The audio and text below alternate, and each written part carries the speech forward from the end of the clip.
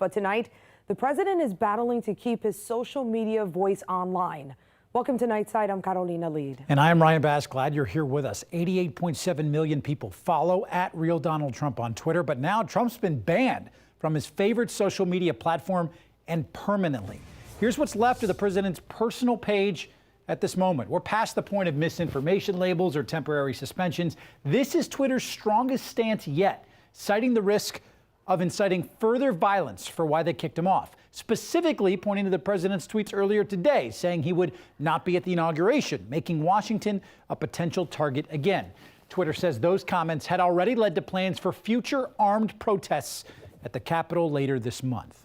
Now, the president did tweet from the official government @POTUS account railing about being banned and free speech violations, but those were taken down. FYI, Biden will take over that account in 12 days, so it was restricted, not suspended.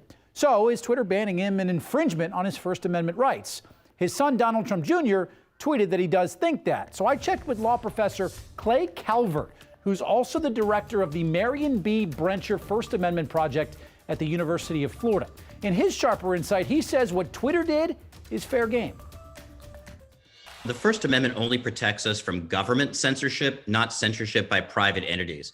In this case, Twitter is a private entity, so the First Amendment really has no bearing at all. If a private entity like Twitter or Facebook decided not to have you on their website, that's their deal. It is not a First Amendment issue. As long as Twitter plays by its own terms of use or terms of service, it's more like a contractual issue. And as long as they're following those, and if President Trump fails to follow those terms of use or terms of service that Twitter enforces, I would say, equally to everybody, as long as they're doing that, then there really is no issue.